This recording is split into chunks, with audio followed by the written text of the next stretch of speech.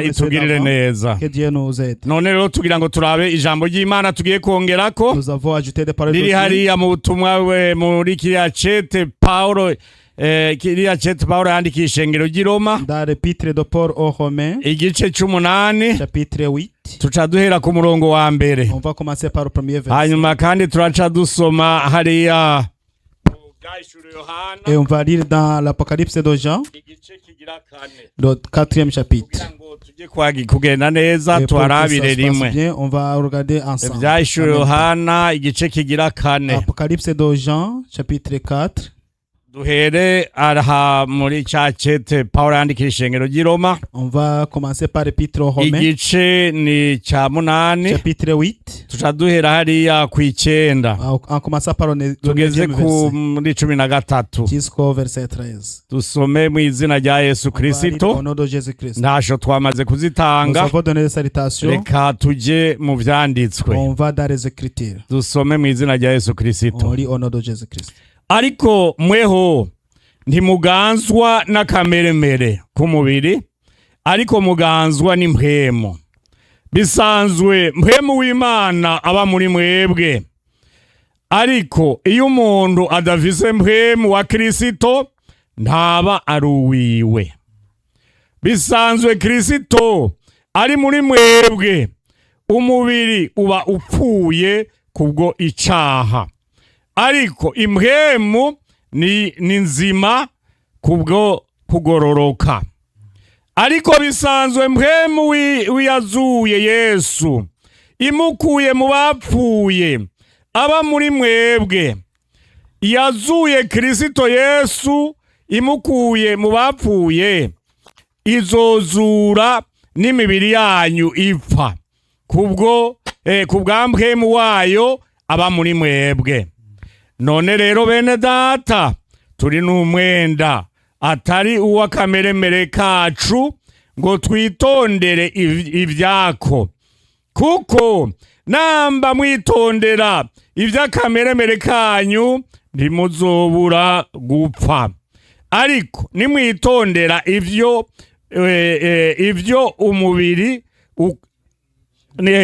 ariko nimwica ivyo umubiri ukora mubyicishije mpwemu muzobaho. Amen. Amen. Hariya mu vyahishuriwe Yohana Apocalypse de Jean igice ca 4 duhera ku murongo wa mbere. Chapitre 4 à partir du 1er verset. Yohana yerekwa ivyo mwijuru.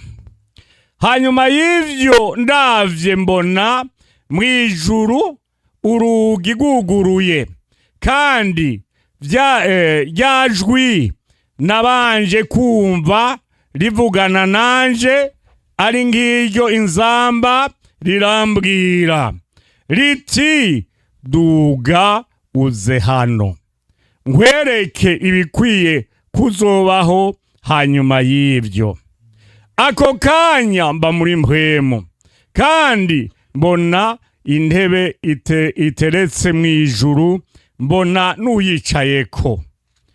Uwari avyagiye yasa n'akabuyenge kitwa yasipi n'akitwa sarudiyo, kandi umunywa amazi wari ukikije iyo ntebe usa n'akitwa simaragido. Iyo ntebe yari ikikijwe n'izindi ntebe 24, kuko izo ntebe mbona abakuru 24 bazicayeko, bambaye impuzu zera, no mu mitwe yabo hari ibitsibo vy'izahabu. 5. Kandi kuri ya ntebe y'ubwami hava imiravyo n'amajwi n'imituragaro, kandi imuri ndwi z'umuriro zakira imbere y'iyo ntebe, nizo mpwemu ndwi z'Imana. Kandi imbere y'iyo ntebe hari nk'ikiyaga c'ibirahuri gisa n'urubona, kandi hagati ahahangamye n'iyo ntebe no kuyikikuza hari ibinyabugingo bine byuzuye amaso imbere n'inyuma. Ikinyabugingo ca mbere casa n'intambwe, ica kabiri casa n'inyana, ica gatatu cari gifise mu maso hasa n'umuntu, ica kane cari casa n'inkukuma iguruka. Ivyo binyabugingo bine bifise amababa atandatu kandi byuzuye amaso impande zose n'imbere mu nda. Ntibiruhuka ku murango no mw'ijoro, vyama bivuga biti uwera uwera niwe mwami Imana ashobora vyose, yamyeho kandi ariho kandi agira aze. Mana nitugirire neza. Urakoze Mana, majambo na yawe natwe turabawe. Niwe watwegeranije udukwiye mu mpande zitari zimwe, nuko ufise icyo ugomba kutubarira. None vugana natwe Mana, vugana natwe mu ijambo ryawe, tugirire neza muri vyose, uturyohere. Ni mu izina rya Yesu Kristo tubisavye, amen. Turamaze kubona aya majambo y'Imana. Nous avons déjà vu les paroles de Dieu. Haba muri ariya majambo twabonye hariya muri kiriya cete Paulo yandikiye iri shengero ry'i Roma. Iri riratubwira neza ça nous dit clairement ngo two tutaganzwa n'akameremere, que nous ne sommes pas dirigés par la chair, ariko ngo tuganzwa n'impwemu. Nous vivons selon kandi ngo iyo mpwemu ari muri twebwe, quand l'esprit est en nous, ivyo bibazo vyose isi irikiracamo, les problèmes que le monde traverse, ntibidushikako. Imana itugirire neza. Ariko ata mpwemu arimo, quand il n'y a pas de umuntu aba ari umuntu. l'être humain, Imana itugirire neza. que Dieu nous aide. Rero aha ngo Paulo arandikira iri shengero ry'i Roma, à l'église de Rome, araribwira ati wa shengero ry'i Roma, oh église de Rome, ntimuganzwe n'akameremere kanyu, ne vivez pas selon votre chair. ariko wa shengero ry'i Roma, église de Rome, nuganzwe n'akameremere soyez dirigés par kava ku Mana cyangwa uganzwe na mpwemu vivez yera. selon le Saint-Esprit. Kuko ijambo ry'Imana riratubarira Car la ngo parole de Dieu nous dit, nimurongogwe na mpwemu w'Imana. vivez selon l'Esprit. Habaye kurongogwa na mpwemu w'Imana, On vit selon le ni umuntu Saint-Esprit, atazoshitsa ivy'akameremere on kifuza. accomplira nos Kuko désirs. akameremere Car nos kifuza désirs ivyo mpwemu yanga. aime ce que Dieu n'aime pas, ce que Mana n'aime nitugirire pas. neza. Que Dieu nous fasse du bien. Amena. Rero turabona uwo mukozi w'Imana yitwa Nous Yohana. voyons le serviteur de Dieu qui s'appelle Jean. Yohana aya majambo yanditse ari mu kizinga cyitwa Patmos. Il a écrit ces paroles quand il était dans l'île de Usomye Patmos. hariya mu ntango, Quand il lit au début, yari mu il mageragezwa, était dans des tentations. kandi ngo ayo Et mageragezwa ces tentations, yari ayo kumuhora kubaha ijambo c'était ry'Imana parce qu'il craignait la no parole de Dieu gushingira intahe et Kristo. témoignait pour Jésus. Hanyuma rero araca mu mageragezwa Il a ataramwe, traversé différentes arafatwa, problèmes. Il a été aragirirwa nabi, on l'a fait mbere mal bamutabazi ko ari uwapfuye. et on l'a jeté comme quelqu'un qui est Ariko mort. icyo nkundira Imana, Et la raison que irakurikira umuntu Dieu, wayo gushika no il suit kukanyuma. son enfant jusqu'au dernier Mana minute. nitugirire Que neza. Dieu nous fasse du bien. Ngo ku munsi w'Imana ushitse, Le jour de Dieu, ajya yumva ngo ijwi il a entendu une voix rimubwira riti, qui lui dit rimuhamagara. qu'il appelait. Mana idufashe. Que Dieu nous aide. Kandi iryo jwi rimusangaho ayandi majwi, Et cette wamenga nta rindi jwi ryo voix musanga.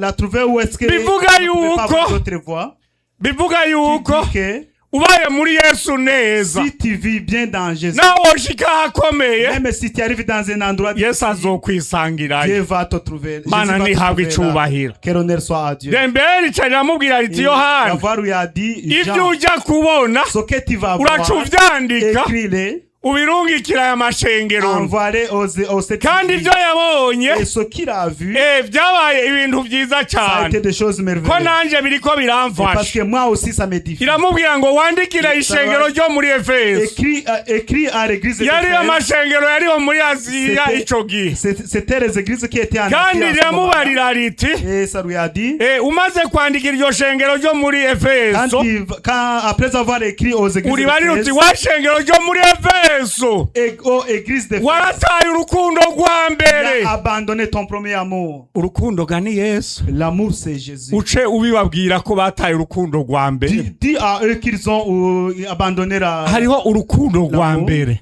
Il y a la première umuntu amour w'Imana aronga urukundo rwa que mbere l'enfant de Dieu reçoit. umuntu ahejeje kwihana mu mpwemu no mu Quelqu'un kuri qui vient de son Agendewe repentir n'Imana. en vérité, quand il a été visité par Dieu, aronga urukundo rwa mbere il reçoit le premier amour. kandi urukundo ruriko rurashira L'amour est en train de finir. Mana idufashe Que Dieu nous aide. dusabe ijuru riduhe urukundo rwa Qu'on mbere demande que le ciel nous donne le premier amour. Mana nitugirire Que Dieu neza nous fasse du bien. nahora mbona urukundo rwa mbere igihe nihana Je regardais le premier amour quand je me suis repenti. ngiye tugiye mu gikoranikire Quand on allait dans des croisades à aba Kirimba, bavyeyi bari imbere yacu nos responsables, quand ils mbere étaient yo devant nous, gutangura gusengera igikorane en commençant par prier, bagahagarara imbere pour la croisade, y'ishengero ils se tenaient devant l'église. hariho abungere bari Il y Kiremba avait na des Gishiya na pasteurs qui étaient Kayogoro là, Gishiha, Kayogoro, n'abandi et les autres. bagatarika ibiganza Ils levaient leurs mains. bati tugira dusengere iki Ils gikorane disaient, on va prier pour la croisade. bataritse ibiganza En levant leurs mains, impwemu mbi les démons kabona zitanguye gukoma ils induru commençaient à crier. ngo turahiye Nous turahiye sommes brillants, nous sommes mana brillants. nitugirire Que Dieu neza nous aide. kubera iki vyaba guco Pourquoi ça se passe nuko harimo imbana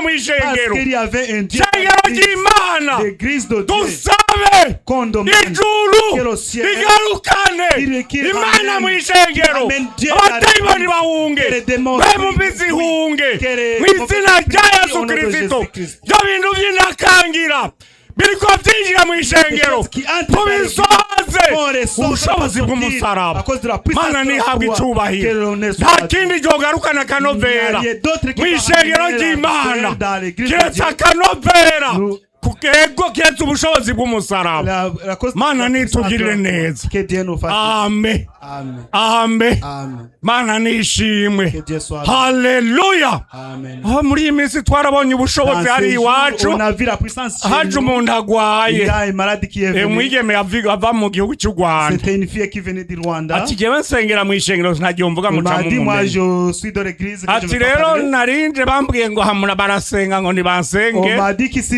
babasenzi niho bari hanyuma rero umwe muri abo basenzi b'Imana avuga ngo raba hariya mu musaraba haleluya mpemu mbi zitangura guhinda agashitsi tangura kudahwa mana idufashe igisigiti nk'ibindi mwene data kwagwara uraraba mu musaraba wa Kristo mana nishimwe mana ihabwa icubahiro kumva ibitagenda neza urasubiza amaso mu musaraba Yesu nashimwe mana nihabwa icubahiro cararibwira iryo shengero ryo muri Efeso ati mwahevye urukundo rwa mbere shengero ryo muri Efeso arabwira arandikira ishengero ry'Isimuruna mana idufashe iryo shengero ry'Isimuruna ryari ishengero ryaciye mu mageragezwa kuko Simuruna guhirisobanura icyamwa kanaka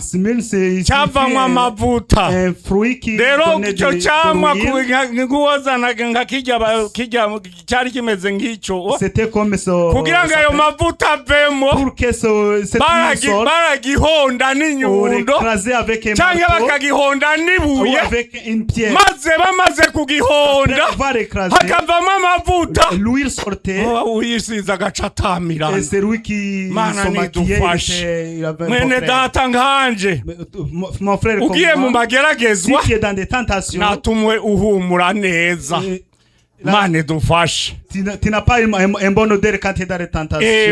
ayo matentation cyangwa ibibazo bigushikanaho kubona ngo sindi gihengende haleluya ndi kumwe na Je Yesu suis avec Jésus. kandi uri kumwe na Yesu byose bigenda Si tu es neza. avec Jésus, tout se Mana passe nihabwe bien. icubahiro. Que l'honneur soit à Dieu. Amen. Amen. Amen. Amen. Ariko kuvuga ngo rya shengero nkazorisubiramo. Si je ne veux pas retourner dans cette Wagwaye église. yinga rimwe ntuze. Tu as été malade juste Ngo une na seule pasteur semaine. Tade ntigeze Même pasteur Tade antelefone. ne m'a même pas Ngo appelé. nta rukundo Ils bafise. n'ont pas d'amour. Ngweka ngurumva Non. ngo nta Ils rukundo. n'ont pas, il n'y a pas d'amour. Ngo na pasteur nakandi Même yandabe. tel pasteur ne m'a Ngo pas nuwo regardé. turimbana Même la niyandabe. personne avec qui je chante, il ne Uri m'a pas kuravamwo regardé. amavuta amota neza. Et Yesu nashimwe. Jésus soit loué. Imana ikiraguhingura. Dieu est tenté de te Mana ntihabwe transformer. icubahiro. Aca arasubira uyu mukozi w'Imana Il a encore parlé aravuga kuri iri shengero ry'Iperugamo. à propos de l'église de Perugamo. Pergame. Reka tuhasome. On va lire. Hariya igice cya kabiri ku murongo wa 12. Chapitre 2, verset 12. Mana ntihabwe icubahiro. Que l'honneur soit à Dieu. Aca arandika kuri iri shengero cy'Iperugamo igice cya kabiri umurongo wa 12. Verset Ngo 12. kandi wandikire umumarayika w'ishengero ry'Iperugamo Écrit à l'ange de l'église de utuvise Pergame. inkota ikarishe. Voici ce Aravuga ibi qui a l'épée. ngo à ndazi deux ibi tranchants. ahuba Je sais où tu ko ariho demeures. hari umugwa wa Je sais que shetani là est le trône kandi de Satan wumiye ku izina qui ryanje retient mon nom. ntiwihakanye Tu n'as pas- kunyizera tu n'as pas renié no mu ma minsi foi. ya Antipa Même au jour d'Antipas, icabona canje Mon c'umugororotsi mon témoin wanje fidèle, yiciwe iwanyu qui a été aho mis à mort satani chez vous, aba là où Satan a ngo ariko mvise ivyo nkugaya Mais bike j'ai quelque chose contre toi. kuko iwanyu C'est- uhafise abakomeza inyigisho za Il y a Balamu là des gens attachés à la yigishije doctrine de Baraki Balaam, gushira igitsitaza imbere qui y'Abayisiraheli a enseigné à Balaam kugira à ngo mettre barye une ku pierre byaterekerejwe d'échappement devant ibigirwamana les fils d'Israël pour qu'ils mangent les viandes sacrifiées aux idoles kugira bashakane. et qu'ils livrassent à Yesu l'impudicité. adufashe. Que Jésus nous Mani aide. tugirire neza. Que Dieu nous aide. Ngo ndafise ico nkugaya ko uba ku mugwa wa J'ai shetani. quelque chose contre toi. Tu habites où demeure Satan. Ariko wumvira ishengero ritahagaze neza Et naho cette byari église, gora. c'est bien tenu, même Ryaba s'il y ku a des mugwa wa problèmes. shetani. Ils habitaient où Ariko demeurait naho Satan. ryaba ku mugwa wa shetani Même s'ils demeuraient où demeurait Satan. ryarahagaze neza. Ils sont bien, ils sont Haza bien tenus. inyigisho za Balamu Ils ont eu des doctrines de Balaam. baranga bateka n'ibishoboka. Ils ont refusé de Ariko ngo haca haza abandi Il y a d'autres qui sont venus, baza kwigisha qui viennent d'enseigner, kuzana ukwifuza kugira ngo abantu basambane. qui amènent les gens à l'impudicité. Yesu atugirire neza. Que Jésus nous aide. Kuko iyo umuntu agiye mu mubiri Quand quelqu'un est dans la chair, nta kindi adandaza atari ivyo nyene. il n'y a rien d'autre qui Mane remplace ça. tugirire neza. Que Dieu nous aide. Iki gihugu tubayemo Le pays dans lequel nous ni ku habitons, mugwa wa shetani. c'est où demeure Satan. Nigeze kubona hariya muri Ottawa bavuga ngo J'ai hariho vu à journée Ottawa. d'onidite. Où on dit qu'il y a une journée yo kwambara ubusa. Jewe nabwiye umwana nti caha twinyegeze mu J'ai nzu. dit à mon fils qu'il faut qu'on se cache dans la maison. Ariko sinzi undi mukristo agira Il y a un autre atwara chrétien Yuba. qui conduit Uber. Nagiye mbona asanga ku rusengero atayo mbonye saa yo Je l'ai vu kuvugwa venir à pasi. l'église, il a dit ce que je vois c'est pas simple. Ntivyagenze Je lui ai gute. demandé qu'est-ce qui s'est passé. Ati nukuri mpejeje gutwara igisigo Il a dit mw'ibarabara. je viens d'amener un démon sur la route. Wowe utwara igisigo mw'ibarabara ntwe wakire. Tu as amené un démon sur la route et si tu l'as abandonné. Atega mu makonvasiyo ndakiretse baca Il a banyugaririra. dit dans les conventions, si je reste, ils vont fermer mon compte. Ati batelefonye ndirukanga nsanga Ils ont appelé mpuye puis je suis n'ubugese. allé, j'ai rencontré Romarer nsanga tuba ku mugwa wa et shetani. j'ai compris qu'on habite sur la royaume de Satan. Aho shetani aba. Où demeure Satan. Yesu adufashe. Que Jésus nous aide. Hari igitsibo tuzoronka Il y a une couronne qu'on recevra nitwahagarara si neza. on tient bon. Yesu adufashe. Que Jésus Mani nous aide. tugirire neza. Que Jésus nous aide. Bigeme bacu mwabana bacu Nos jeunes filles et nos jeunes garçons, ntimujye kwimita bariya bo mw'isi. n'imitez pas les païens. Bariya karabaye ni Là, mureke c'est déjà fini. ariko nimwambare neza. Et habillez-vous convenablement. Yesu adufashe. Que Jésus nous aide. hagiye yigera kuza umwigeme ngo urongoye korale amuhagaritse ati Il y a une fille qui est venue à dire, le dirigeant de la chorale avait suspendu. ibyaha Il a birananiye dit, pasteur, c'est rendu difficile pour moi ici. sinzorigarukamo Je ne reviendrai plus. yajararira Il est venu en pleurant.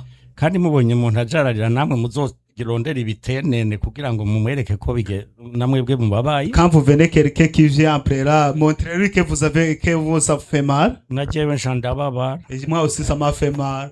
ariko niko bikugendeye C'est ainsi que ça s'est passé. ntivyagenze gutega mwana Qu'est-ce qui s'est passé? atujya niko ameze ntambona Lui, il est ici, il ne me voit pas. nawe yicaye imbere Et yanje lui, il était assis devant moi. aca yambika amashi amaguru gutya Il a mis ses mains sur ses genoux. ntega ntiyaguhoye Il a ubusa dit non, c'était pas pour rien. ntibarakwibye aho waguriye iyo mpuzu Où est-ce que tu as acheté ton vêtement? Ils t'ont volé. hari agace k'igitambara Il batwaye y a une partie de ton habit qu'ils ont pris. kandi aha muri iki gihugu ko hari umutekano hakaba n'ubutungane Puisqu'il y a la paix et la justice dans ce pays, wobitwarira wobatsinda si tu peux te prendre, tu vas gagner. bakaguha impuzu yawe Ils ikwiye vont te donner ton habit complet. ngo yari ngo nari nayiguze kugira ndayigiremo umunsi mukuru wa Il a dit- birthday Il a dit, bah, je l'avais acheté pour ma fête d'anniversaire, ngo mugabo sha ndayitanga mais je vais la donner. ngo ugize neza nunsengere Et tu as bien fait, prie pour moi. ngo ntaho nkigiye Et je ne parle plus.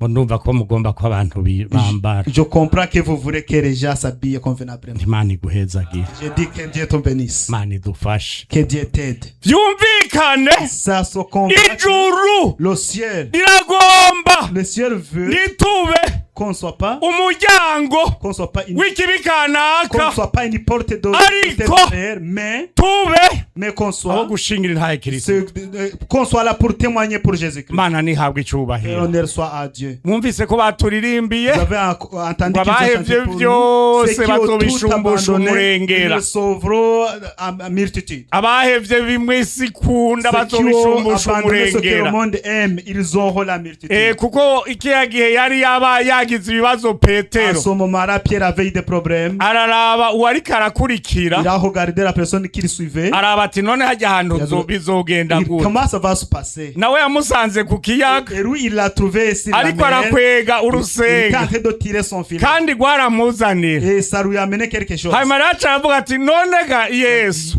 Oh Jésus. twebwe urazi aho Tu wadusanze sais où est-ce que tu nous twahevye On a vyose tout abandonné. none tuzohabwa iki? Qu'est-ce qu'on ati reçoit? n'umurengera Vous aurez la yesu multitude. nadufashe Que Jésus nous mana aide. nihabwa Que icubahiro l'honneur soit à Dieu. wihangane nanje nihangane Patiente, et que moi aussi je suis mana itugirire patiente. neza Que Dieu nous aide. kandi aho iyi si iminsi myinshi Il tuyimaramo ne reste pas beaucoup de temps qu'on soit sur terre. kabisa iyi minsi ni ukuhaca turengana On est juste de passage. ariko mirere na mirere Mais y'imyaka éternellement, uri urya ivyo ijuru à ryakubikiye manger ce que le ciel a kuko hari préparé ivyo pour toi. wihanganiye Parce que tu hari as été ivyo patient, wahevye tu as abandonné. wayumiyeko Tu t'es mana attaché itugirire à Dieu. neza Que Dieu nous aide. rero aca arabwirwa yohana Jean a été parlé. aha muri ibi byose yabonye Dans tout ce qu'il a vu, yarabonye ngo ijuru il a ryuguruka vu le ciel s'ouvrir. mana Que nishimwe notre Dieu soit loué. ndakwifuriza kubona ijuru Je te ryugurutse souhaite que tu vois le ciel Yesu s'ouvrir devant nashimwe. toi. Que Jésus soit Amen. loué. erega ijuru ryugurutse Quand le ciel s'ouvre, nturangamiza hariya ngo ujye ubona rimwe riguye muri nori tu ne irindi muri regardes pas et puis tu side vois qu'il y a une partie qui s'en va au nord et l'autre au sud. uburyamye imana igaca Tu ikugenda dors et Dieu te igatangura visite. kugutembereza mu Il ijuru commence à te faire visiter au ikakwereka ciel. ibyiza byo mu Il te ijuru montre les bienfaits du mana ciel. itugirire neza Que Dieu nous aide. igaca ikwerekana ubu bufise Et aussi il te montre Bwari ton busigaye. iniquité, ce qui restait. ububi bwari busigaye L'iniquité qui restait en toi. rikakwereka n'ibyaha bikunda kukwizingira ko vuba na vuba mana nitugirire Que neza Dieu nous aide. ikabikwereka rimaze kubikwereka Quand le ciel te montre, ugaca wihana uti ndagiye munsi y'umusaraba je m'en vais au-dessus de aha la niho croix. ntabari C'est là que je vais être aha ni sauvé. ibyanje bigendera neza Yesu les nahabwa lieux vont se icubahiro passer bien. Que Jésus maze soit ngo loué. amaze kubona ijuru ryugurutse Après avoir vu aja le ciel yumva s'ouvrir, ijwi il a entendu mana une voix. iravuga Et Dieu parla. Mana nishimwe. Que Dieu soit loué. Je nibaza mu ishengero ntiwe burabaza ati mbe pasi Imana ivuga gute. Ça se peut qu'il y ait quelqu'un d'aguise qui demande atarigera yumva Imana qui ivuze. n'a jamais entendu Dieu Iryo jwi parler. ricari mubwira. La voix lui a dit. Ngo Yohana uri mu mageragezwa. Jean qui est dans les tentations. Duga uze hano. Monte, viens ici. Mana nidufashe. Que Dieu nous aide. Duga. Viens, monte. Ngo acaraduga. Et il monta. Ico yaciye abona. Ce qu'il a vu. Yabonye uwica ubyagiye kuriya. Yabanje kubona indebe. Il a vu d'abord un trône. Acabona uyivyagiye. Qui s'assoit. Abona Imana yo mwijuru. Mana tugirire neza. Que Dieu nous aide. Ndakwifuriza kubona Imana. Je te souhaite de voir Dieu. Nimutari bwayibone uyibone. Si tu n'as pas encore vu, Mana tugirire neza. Que Dieu nous aide. Atirindira shanda kwereka. Attends, je vais encore te montrer. Rindira ndakwereka. Attends, je vais te montrer. Wajabona intebe 24. Il a vu 24 chaises. Mana idufashe. Que Dieu nous aide. Wajabona abayicayeko. Bose bafise egome mu mutwe. Il avait des couronnes. Ibitsibo vy'izahabu. Des couronnes d'or. Ngo aca atirindira nturagize indaheze. J'ai pas encore fini. Mana tugirire neza. Dieu nous aide. Wajabona ibinyabugingo. Kuva umwanya ntitubivuga ko bifise fese zine zidasa. Ils ont quatre faces différentes. Rero ivyo binyabugingo bine les quatre êtres vivants. Ngo vyari bifise amaso. Vous avez des yeux. Ngo hose. Partout. Ngo no munda Imana idufashe. Même dans le ventre. Byumvikane. C'est kuba clair. turi ngaho irikira twitegereza. Si on est ici, il Mana nous voit. nishimwe. Que Dieu soit loué. Amen. Amen. Iteye na ntuze yaje Oh, ntuze. terre est là. Na hamwe yaramaze iminsi wamenga ndiyoshobora kuhashika. Kubwaya z'amageragezo yaje reka nihari. Mana nishimwe. Ivyo naka yakoze ni muvyandike. Naka ngena rikakorera Imana. Ni muvyandike. Kuko nta na kimwe gicika. Imana yo mwijuru. Ariko umviriza. Kugira ngo uvugane n'Imana. Hari ico bibanza kugusaba. Icambere bigusaba.